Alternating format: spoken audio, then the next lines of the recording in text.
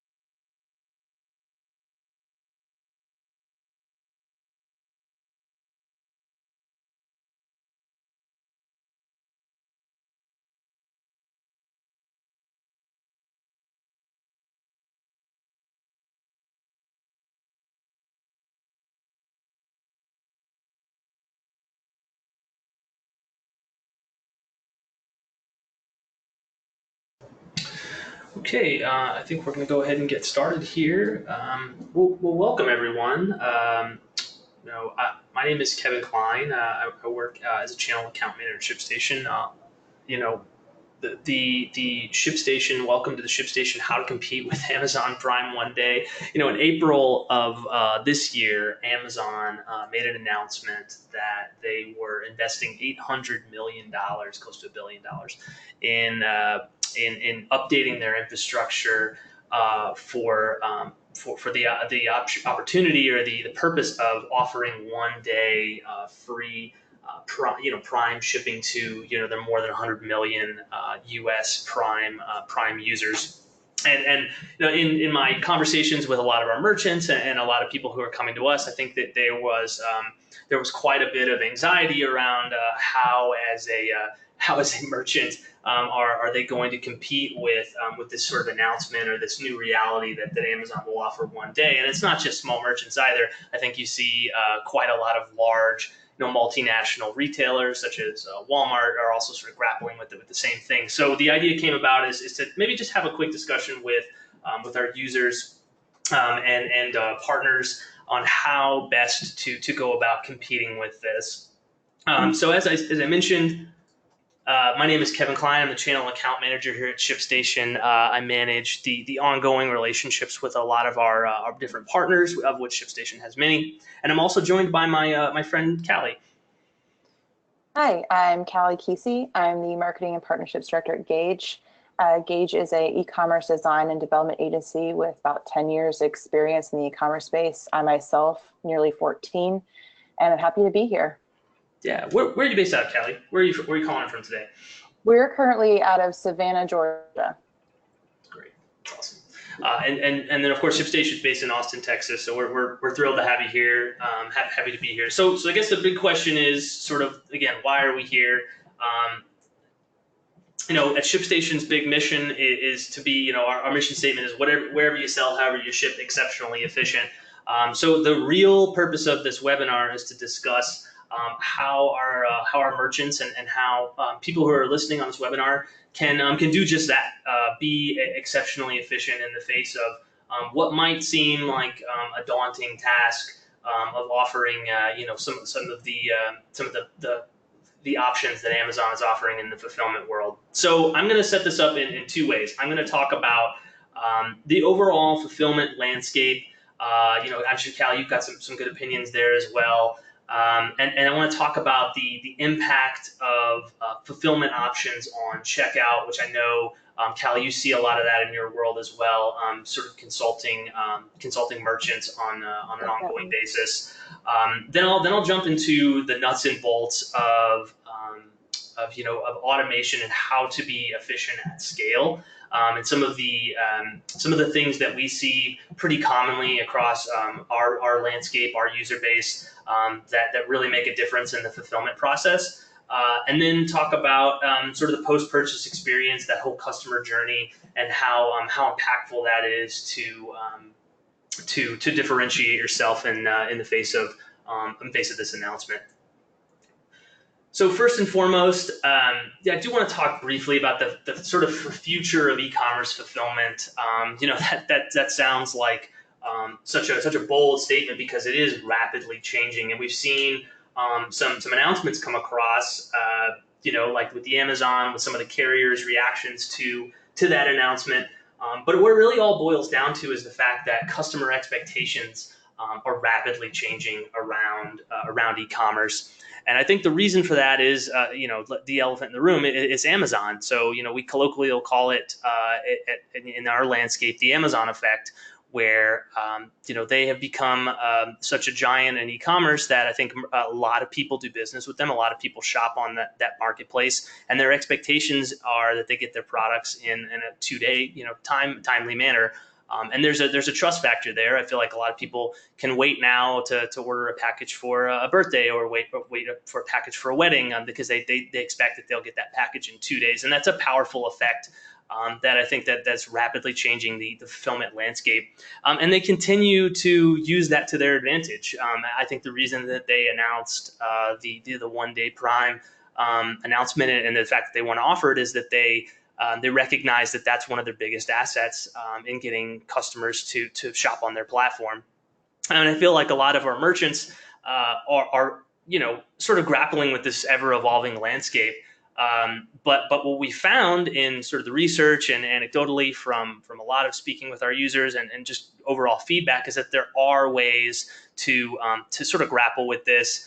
There are ways to differentiate yourself. And I know, Callie, you've seen sort of a similar example in some of this, right? Yeah, no, I think that there are plenty of ways for smaller retails to differentiate themselves, and more, and we hear it anecdotally as well, is that people want a deeper experience and they're looking for something more meaningful. And although a lot of customers will go flock to Amazon because they get the free 2-day or soon to be 1-day shipping, there are things that will keep them with a brand, and where they are willing to wait 3 to 4 days. They may be more willing to pay for shipping in certain instances if there are certain factors in mind, and we'll talk about those later. But in addition to talking about the future, we have platforms like Shopify announcing Shopify Fulfillment Network, which was announced at Unite this year, which could be a game changer for a lot of small merchants, because they could leverage something like that to give themselves the ability to give shipping options that could compete directly with Amazon. And not just Shopify Fulfillment Network, but there's also many third-party fulfillment networks and warehouse renting options out there that are becoming more and more popular. In the Northeast, there are warehouses that will allow you to rent space so that you can have more than one warehouse. So there are things evolving that would give retailers the option or the ability to, at scale, possibly compete with Amazon 2-day and 1-day shipping. Exactly, and it's ever evolving.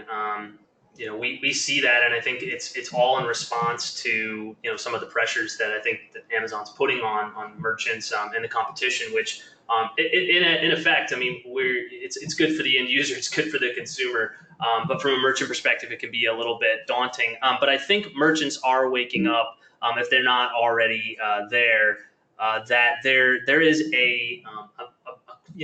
definitely a correlation between fulfillment options and the being transparent about fulfillment and conversion. So a statistic that I like to throw out pretty regularly is that the majority of customers will abandon cart when free shipping is not an option. So I think from a merchant perspective, from our users, they're constantly figuring out, well, if I have to offer free shipping to get conversion up, how can I benefit from that in some way other than having that just impact my bottom line? And what we've seen in conversations with them is that they often use free shipping as an incentive to increase the average order value, or get some customer data from them, maybe have them fill out a survey, or ask for something of value in exchange, right?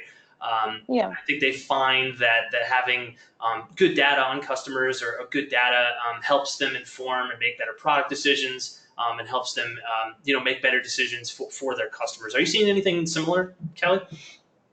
Yeah, I think it's a fight between fast or free, right? Can we get it fast versus free? And what we're seeing is that most customers, over 50% of customers, expect to spend at least $25 to qualify for free shipping on smaller merchants.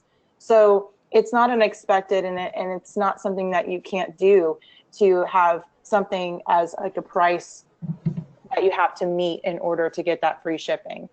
That's not going to turn people away. It's common. People expect it. Also, most customers are still okay with 3 to 4 day ship times. So if you offer free shipping and it takes a little bit longer, they're okay with that. Majority of customers are.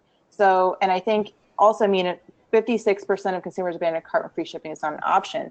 Well, majority of those that leave are going to go to marketplaces. If you don't have any sort of free shipping option, that doesn't mean you can't have a price minimum. Even Amazon, up until when they announced the free Prime shipping, had a minimum order value for their 1 day shipping. So it's not uncommon, and there are different strategies you can use in order to be able to keep customers on your site, but not necessarily give it away for free, because not all small merchants can afford to. Right, exactly. So it's like find a way to, the theme I see is to find a way to leverage that free shipping option, and make that an advantage and less of a disadvantage.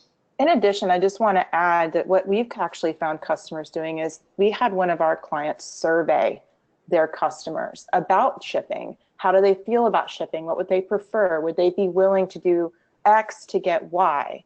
And what they found from that survey was some really interesting information on specifically their customer base. So they could tailor shipping to the type of people that are buying their products. And that's extremely helpful, and it's free to submit a survey to your customers and ask them what they want. What are they looking for? What will make you keep shopping with us? Because it's always cheaper to keep the customers you have than new customer acquisition. So that's also an idea or something you can do to figure out exactly what your customers are looking for and what they're willing to spend. It's a great point. Well, so from the ShipStation side, outside of, I think, just the sort of ever evolving landscape, and the fact that we sort of all recognize that hey, look, fulfillment is a huge part of it. For me, what we often get questions about is the overall sort of nuts and bolts, like how the nitty gritty of actually doing fulfillment, and how do we do it at scale. Because as we've seen customers grow, the shipping becomes more and more of a pain point, because now you've got potentially hundreds of orders that you have to fulfill in a timely manner, and that's such a huge part of the customer experience that they're concerned that how can I do this in an efficient way. And so we break this down at ShipStation in sort of two ways, right? The idea of automation at scale, and then efficiency at scale.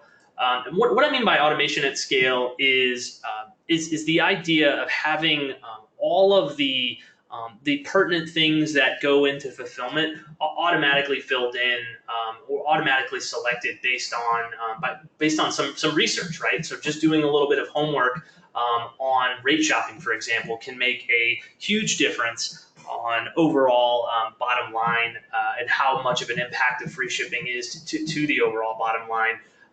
Rate shopping is massively important, because what we found at ShipStation is that no one carrier seems to have the best rate on all routes in the U.S. And that makes a lot of sense, because if you think about the fulfillment landscape maybe 15, 20 years ago, it was mostly USPS, for example, delivering at homes or in rural areas. That was sort of their mandate. And now it's not uncommon to see, FedEx and UPS in those areas. So, in some cases, the Postal Service may have the best rate on a more rural location, whereas UPS and FedEx may have the best rate on a more urban location. So it's really important, we feel, to really shop those rates, understand who has the best rate by route, and then automate that, right? So that when you get an order from a specific geolocation, it automatically selects that particular service that that you've done the research, that is going to be the best rate to fulfill that order in a couple of days. The other thing I would point out is automating the service type by geolocation. So, for example, if you get an order from your hometown, for example, and you and your customers now have this expectation of getting that package in 2 days, you don't necessarily have to use a 2-day service to get that order to them within that 2-day window. You can use a ground service, for example. You can use a lower class service, but still meet that 2-day window. So being able to automate service type by geolocation is very, very advantageous. And the example I like to give is that Amazon has done a lot of this. So when you get an order from Amazon, it doesn't always show up the same carrier type. Sometimes it shows up, UPS. Sometimes it shows up FedEx. Sometimes it shows up DHL. Sometimes it shows up in your mailbox. And the reason for that is that they've also done that research, and they know that using that service gets that package, meets their 2-day Prime window, for example, without having to necessarily pay for a 2-day service. Additional automation things that come up a lot, and if you're not doing this today, I highly encourage that you look at doing something, automation around special use cases. So if you sell perishable goods, for example, if you sell alcohol, there are specific use cases. There are specific things you have to tell those carriers when you sell specific products. So if you're not automating that today, you're wasting time at that point, because that should be automated by the SKU. It should be automated at the order level. And same with commercial invoices for international shipping. If you're not automating harmonization codes for commercial invoices, if you're not automating a lot of the compliance around international, again, wasting time and efficiency, and I think that's going to slow you down in the warehouse. And certainly automating notifications. If you're not automating the basic notification of shipment and delivery to the end user, then or you're doing that in a manual way, then that's really slowing you down. Outside of automation, the two pieces, the other piece I see is just basic warehouse management, which I think when I was working at various in e-commerce and merchants, I think we always thought that our warehouse was just doing fine, and then having spoken with warehouse managers is that it can get pretty chaotic, especially during the holidays, especially during Q4, during Christmas. The orders start coming in at such a rapid pace that I think a lot of people get overwhelmed. But there are ways in the warehouse to really make a huge difference.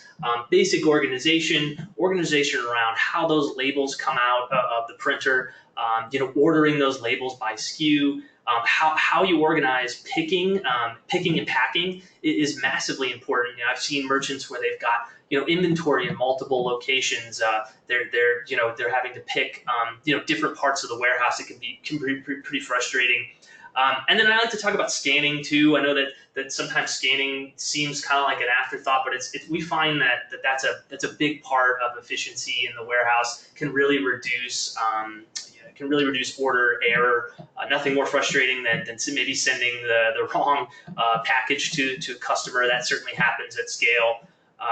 And then user management, station management. So, if you have a larger sized warehouse, if you're not setting up multiple stations and routing orders automatically to, pertinent stations in the warehouse, there's no reason that a shipping station at the end of the warehouse should be used for a SKU that's at the other end. That takes time. You have to go get you have to get the pallet, move the pallet, get it over there. So just those small differences can really make a huge difference, can increase accuracy. And a couple of the features I like to talk about at ShipStation, we do have some scan to print features that are great. You can scan the barcode on the packing slip, print the label. You can also scan the packing slip or the pick list and view the product. And then, sort of outside of those two automation automate those processes, and then efficiency in the warehouse. We also see a big differentiation from Amazon is just the ability to do some branding post purchase. A couple of things that we like to preach at ShipStation. Just having something simple, those small differences that can really make an impact on a customer journey, like logos on labels, for example, customizing the packing slip. It seems like an afterthought, but if I, as a consumer, see a really thoughtful packing slip with maybe some coupons or something that tells me to come back soon and shop, that can be advantageous.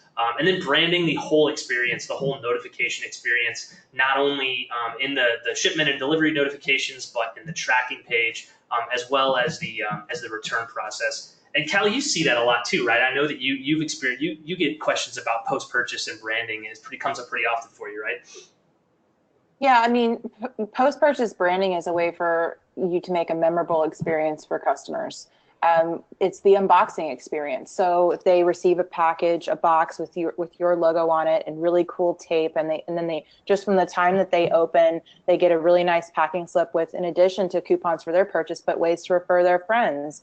We see a lot of merchants sending in, these referral coupons where they can get a discount for referring a friend, or give their friends a discount, the same discount they're receiving, which is a great way to, for new customer acquisition.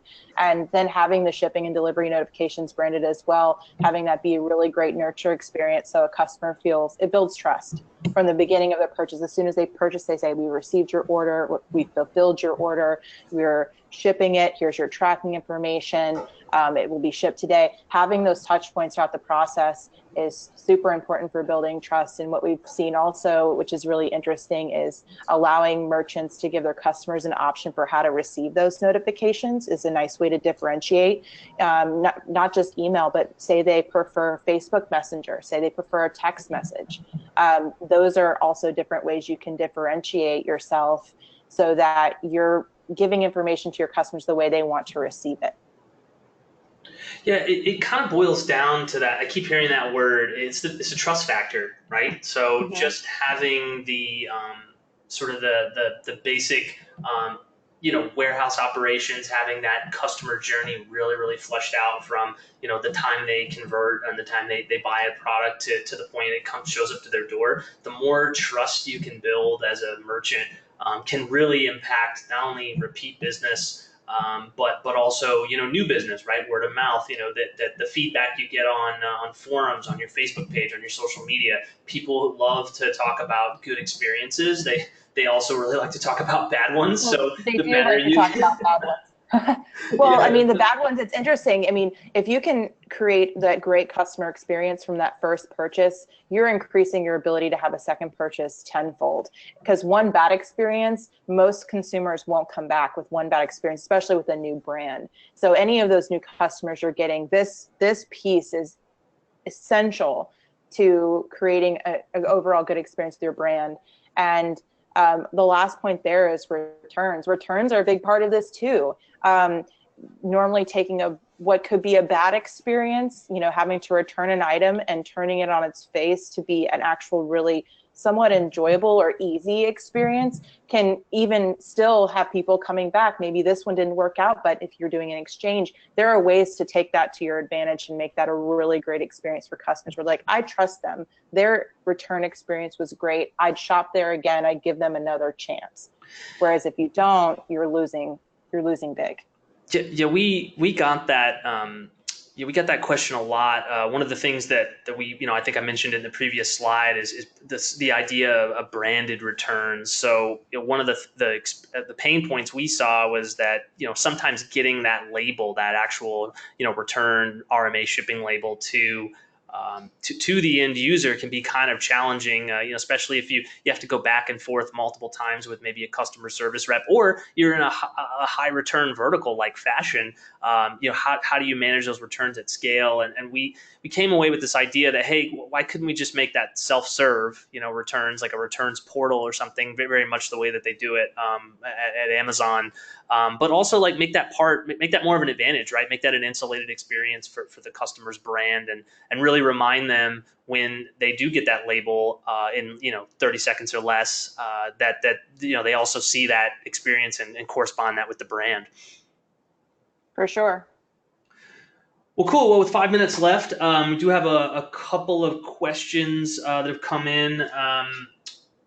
Let's see. I got one for you. It's for you, Callie. It says, we simply can't afford free shipping. Are there other strategies that have worked for other companies? I think you mentioned a couple already.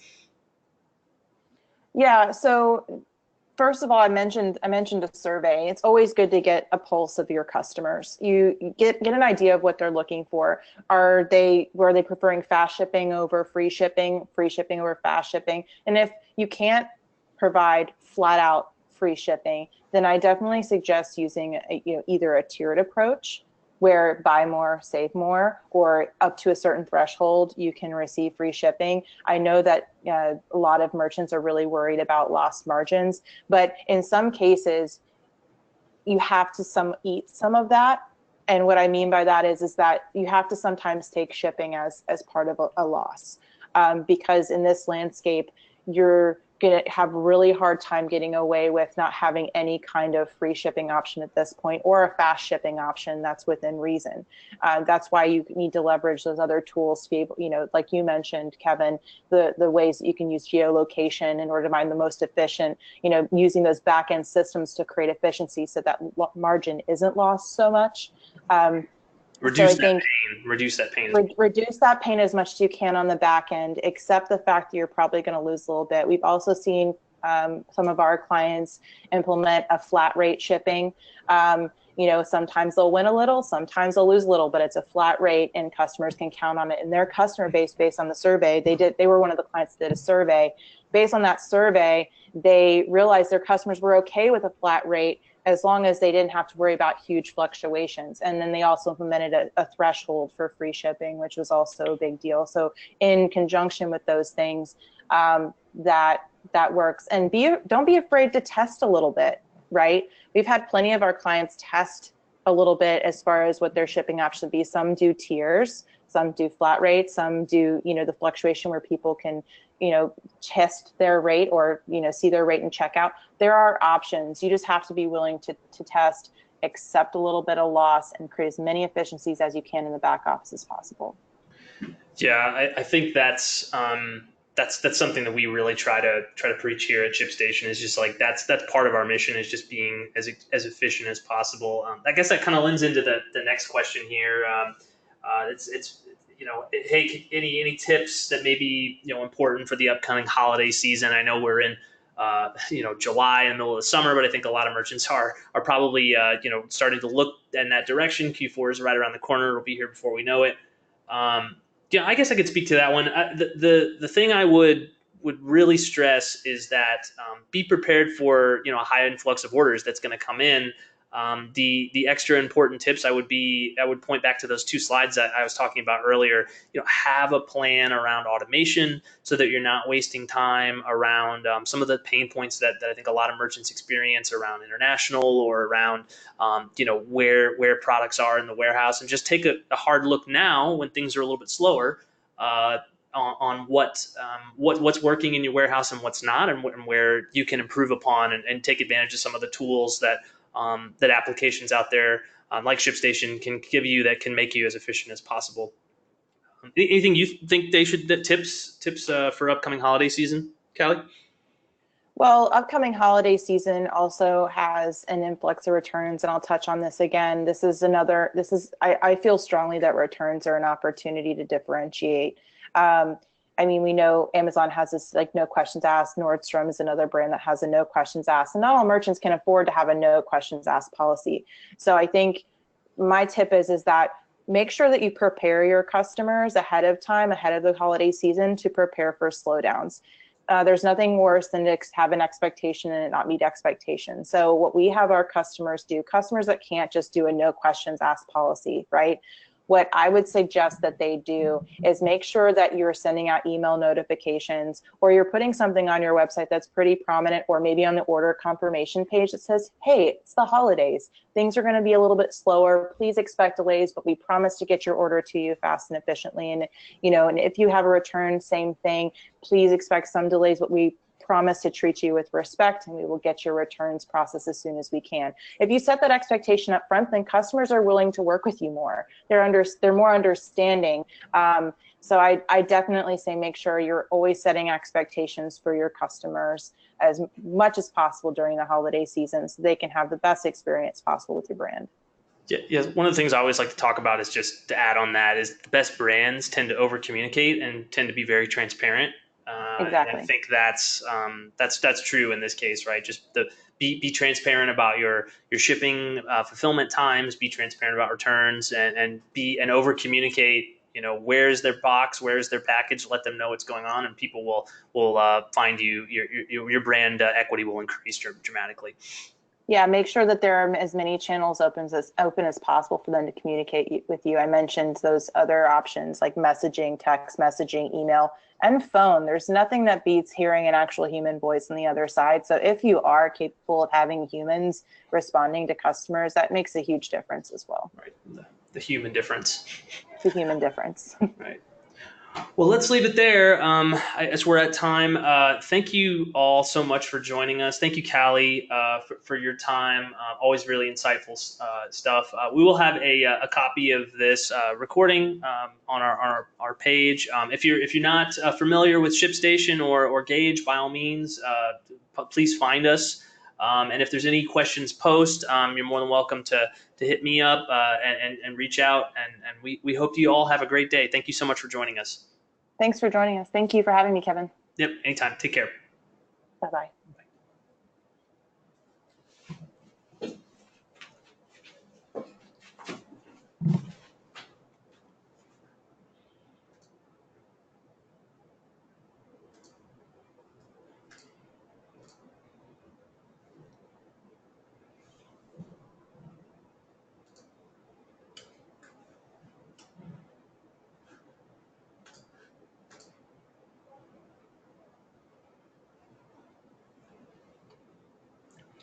Stop showing screen.